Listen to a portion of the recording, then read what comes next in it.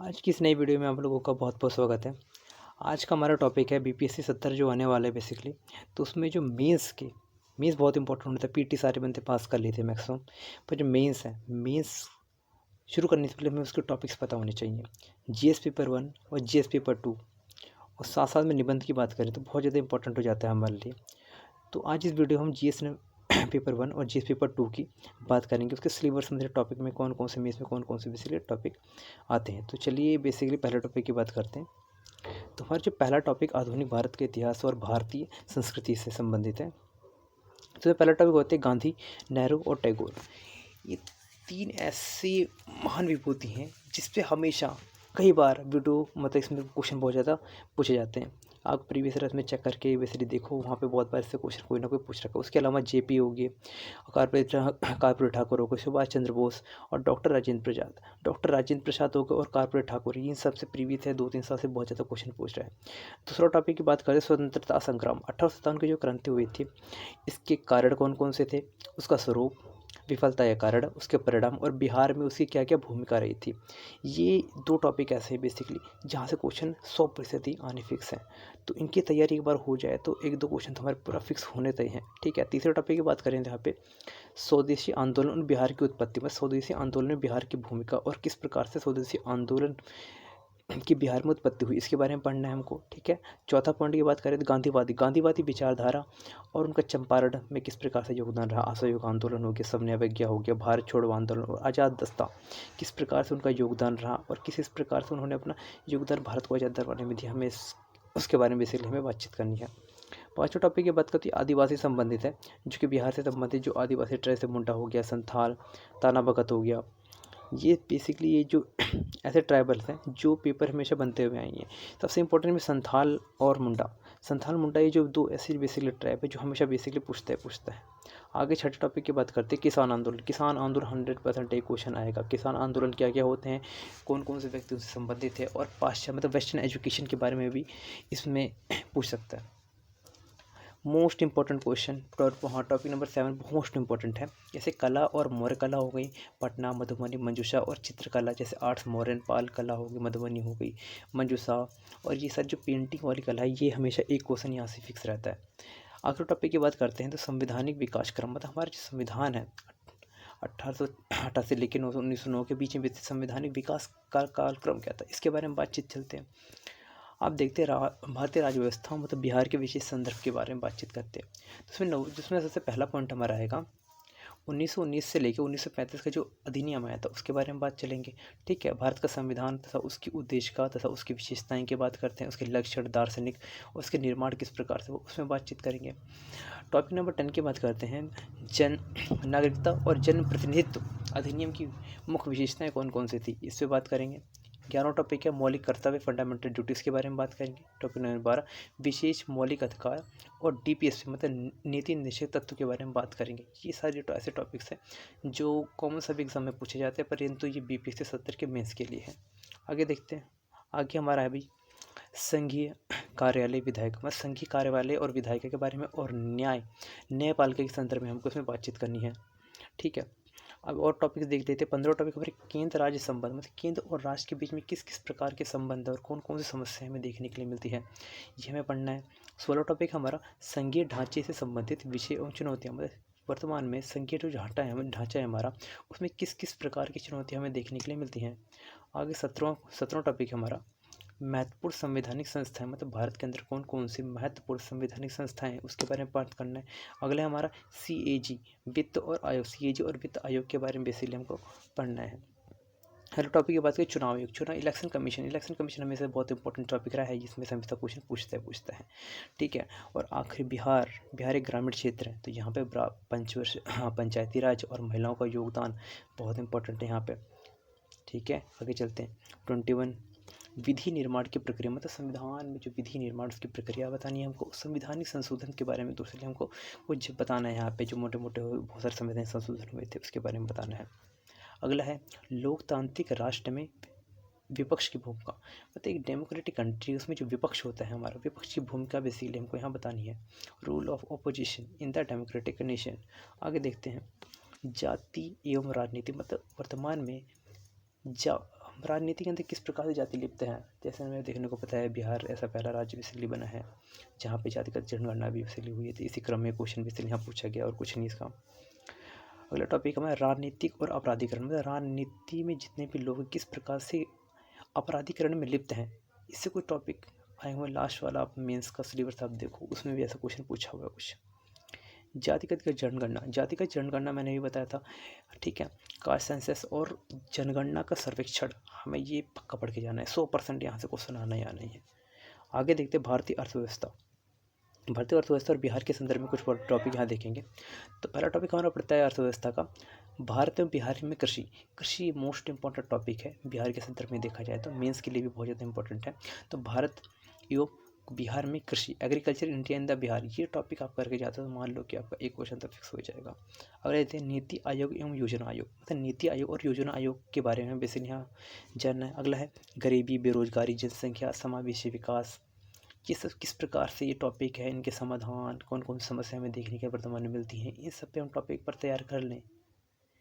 360 degree पर तैयारी कर ली जाए इन सारे टॉपिक्स पे तो बहुत आसानी से क्लियर हो सकता है हमारा मेंस। अगला टॉपिक देते हैं खाद्य एवं पोषण सुरक्षा, मतलब भारत में किस प्रकार या बिहार के संदर्भ में बात करें तो किस प्रकार से खाद्य एवं पोषण की सुरक्षा या सिक्योरिटी किस प्रकार से अपन मेंटेन कर सकते हैं, कौन कौन सी समस्याएं देखने के लिए मिलती हैं। अंतर्राष्ट्रीय संस्थानों की बात करें तो पहला हमें WHO और विश्व बैंक और IMF हो गया, इन सब के बारे में बात करनी है और एक ब्रीफली देखने का इनका निर्माण का कार्य क्या क्या होता है, ठीक है। अब इनके कालक्रम में देखा जाए तो बहुत इंपॉर्टेंट में 1-2 टॉपिक हमेशा मिल जाते हैं। आगे देखते हैं अगला टॉपिक सार्वजनिक वित्त, मतलब GST और सब्सिडी के बारे में हमको देखना, हमेशा GST और सब्सिडी पे क्वेश्चन आते ही आते हैं। अगला देखिए तो बिहार पिछड़ापन के कारण, मतलब बिहार किस ऐसे कौन कौन से कारण है बिहार में जिस कारण से बिहार एक पिछड़ा स्टेट है और हमें उसके समाधान बताने हैं, किस प्रकार से उसको हम समाधान कर सकते हैं। आप जाके हमारे TM बनेंगे तो ये सारी समस्याएं आपके सामने भी आएंगी, तो इस पर आपको पक्का तैयारी करके जानी पड़ेगी।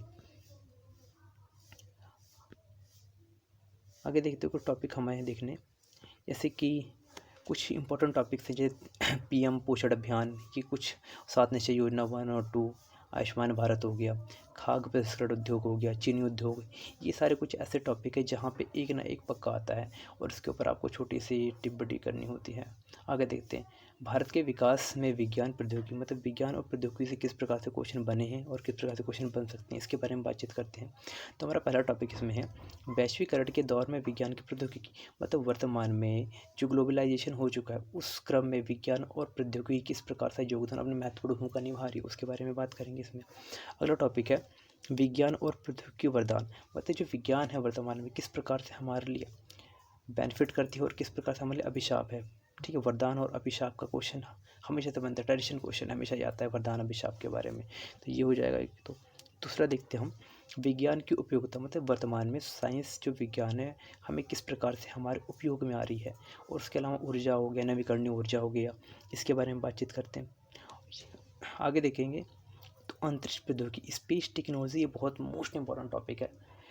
69 BP 69 की बात करते हैं तो उसमें भी क्वेश्चन आया हुआ था, तो इसकी तैयारी करके चलते हैं। आगे चलते हैं रक्षा प्रौद्योगिकी, डिफेंस टेक्नोलॉजी भारत के लिए भी बहुत, भारत देखो पाकिस्तान हो गया, हमारे ईस्टर्न में चाइना हो गया, और भी बहुत सारे ऐसे देश हैं हमारे, मालदीव हो गए, यहाँ से किस प्रकार से हमें डिफेंस से किस प्रकार से रक्षा घात हो रहा है, तो हमें रक्षा प्रौद्योगिकी बहुत डिफेंस टेक्नोलॉजी देख के जानी पड़ेगी। आगे देखते हैं सूचना प्रौद्योगिकी, मतलब इन्फॉर्मेशन जो टेक्नोलॉजी है किस प्रकार से हमारे एक विकसित भारत बनने में, हम विकासशील विकसित किस प्रकार से बन सकते हैं, इससे सूचना प्रौद्योगिकी बहुत ज़्यादा इंपॉर्टेंट है, उसका उपयोग हम किस प्रकार से कर सकते हैं सूचना ग्रहण करने में आदि।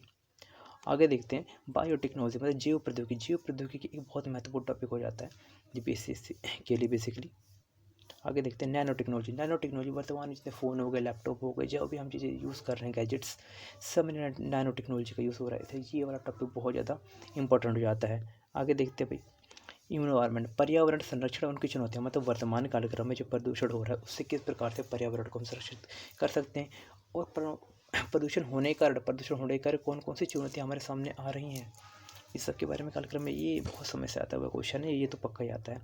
आगे देखते हैं आधुनिक समय की तकनीक, वर्तमान में जो तकनीकी हमारे पास है उनका उपयोग हम किस प्रकार से पर्यावरण की चुनौतियों को कम करने के लिए कर सकते हैं, इसलिए हमको कह रहा है, ठीक है। आगे देखते हैं भारत एवं बिहार का भूगोल, भारत एवं बिहार के भूगोल की बात करें तो इसमें पहला पॉइंट हो जाता है भारत एवं बिहार की भौतिक संरचना।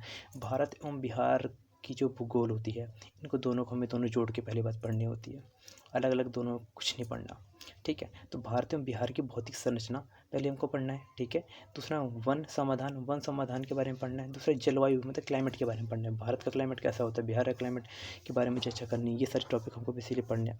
अगले देखें तो उद्योग प्रदेश मतलब बिहार और भारत में कौन कौन से उद्योग प्रदेश हैं जो भारत के लिए बहुत ज़्यादा इंपॉर्टेंट है। कि उद्योग प्रदेश एक ऐसे प्रदेश होते हैं जो भारत की जीडीपी या हमें एक विकसित देश किस प्रकार से बना सकते हैं, इंडस्ट्री बहुत ज़्यादा इंपॉर्टेंट है। ये टॉपिक भी आपको पढ़ के जाना है। आगे देखिए तो प्राकृतिक आपदा एवं प्रबंधन, नेचुरल डिजास्टर के बारे में देखेंगे तो ये बहुत ज़्यादा इंपॉर्टेंट, क्योंकि भारत एक प्रायद्वीपीय प्रदेश है, हिंद महासागर से घिरा हुआ, तो यहाँ पे प्राकृतिक आपदाएं आती रहती है, भूकंप हो गए, सुनामी, ऐसी चीज़ें यहाँ पे आती रहती हैं, तो हमें देखना है इसके बारे में थोड़ा। अगला पॉइंट है हमारी जनसंख्या, पॉपुलेशन। बिहार एक ऐसा राज्य है जहाँ पे पॉपुलेशन डेंसिटी बहुत ज़्यादा है, सबसे ज़्यादा है राज्यों के अंदर, तो ये भी टॉपिक हमारे लिए इसी दृष्टिकोण से महत्वपूर्ण हो जाता है। आगे हम बातचीत करें तो कृषि एवं पशुपालन और मत्स्य। बिहार एक कृषि प्रधान देश है, तो कृषि, पशुपालन और मत्स्य यहाँ का मेन सोर्स है इनकम का इंसानों का, इसलिए ये पॉइंट मोस्ट इंपॉर्टेंट है, मोस्ट इंपॉर्टेंट है, ठीक है। ये कुछ हमारे टॉपिक है जो हमें देखने हैं। उसके अलावा हम बातचीत करें तो ये कुछ हमारे बेसिक से टॉपिक हैं जो हमारे लिए बहुत ज़्यादा इंपॉर्टेंट पड़ जाए, जैसे अपोहा तंत्र हो गया, ड्रेनेज सिस्टम, जैव विविधता हो गया। बिहार में कृषि का क्षेत्र मतलब बिहार में कहाँ कहाँ कृषि और किस प्रकार से उनको बांट कर रखा है। कृषि रोड मैप, बिहार में जो कृषि रोड मैप किस प्रकार से लागू हो रहे हो, कौन कौन से कार्य, स्पेशली सिंचाई व्यवस्था मतलब बिहार की जो सिंचाई व्यवस्था है इसके बारे में हमको बात करनी है। तो कुछ इंपॉर्टेंट टॉपिक है जिस पे आपको तैयार करके जाना है। आगे देखें तो हम उत्पादन एवं लागत, ठीक है, मतलब जो उत्पादन हो रहा है उसमें जो लागत किस प्रकार से कॉस्ट हमारी लग रही है उसके बारे में पढ़ना है। मधुमक्खी पालन के बारे में पढ़ना है, ठीक है, और फिशरीज मतलब मछली पालन के भी देखना है हमको उसके बारे में। उसके अलावा सूखा बाढ़ संबंधित बिहार का जो उत्तरी बिहार है वहाँ पे बाढ़ की समस्या हमें देखने के लिए मिलती है, और जो हमारा दक्षिण बिहार की बात करें तो हमें सूखे की समस्या देखने के लिए मिलती है। तो ऐसे कौन कौन से कारण हैं जहाँ पे हमें वहाँ पे उत्तरी बिहार में बाढ़ और दक्षिण बिहार में सूखे की दिक्कत समस्या देखने को मिलती है, हमें उस पर बातचीत करनी है। आगे देखते हैं निर्वरीकरण और पक्कीकरण और निर्वरीकरण के बारे में बेसिकली हमको देखना है। नदी जोड़ो परियोजना मतलब बिहार में नदी जोड़ो परियोजना किस प्रकार से कारगर हो सकती है, जैसे कि हमारे कोशी और मेची को जोड़ने की बात चल रही है, ठीक है। अब तो उसी क्रम में हमको देखना है कि नदी जोड़ो परियोजना बिहार के संदर्भ में किस प्रकार से उपयोगी हो सकती है। जैसे मैंने बताया नॉर्थ बिहार में बाढ़ आती है, साउथ बिहार में सूखा पड़ता है, तो नदी जोड़ो परियोजना के माध्यम से उससे हम किस तरीके से कम कर सकते हैं, उस प्रॉब्लम को का समाधान कर सकते हैं। आगे देखते हैं भाई निबंध। हम एस्से की बात करें तो एस्से बहुत ज़्यादा आवश्यक हो चुका है आज के कालक्रम के अंदर। देखा तो कुछ टॉपिक्स हमारे यहाँ पे गिने चुने, हमें उन टॉपिक के बारे में बेसिकली बात करना है। तो हम बात करें तो बस निबंध का मैं एक अलग से वीडियो बेसिकली लेकर आऊँगा, तो वहाँ पे कुछ इंपॉर्टेंट टॉपिक होंगे जो कि आप तैयारी एक बार कर लोगे तो बेसिकली वो निबंध भी कवर हो जाएगा। ये एक ऐसी वीडियो हो सकती है, इसे ज़्यादा से ज़्यादा शेयर करने की कोशिश करो, क्योंकि जो बीपीएससी 70 देने वाले बनते हैं उनको मेंस के टॉपिक पता होने चाहिए।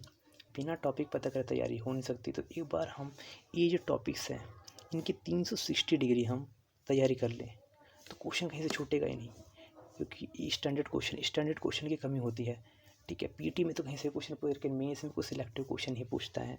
ये टॉपिक की आप एक बार तैयारी कर लेते हैं तो मतलब 80 से 90% बेसिकली कवर हो जाता है।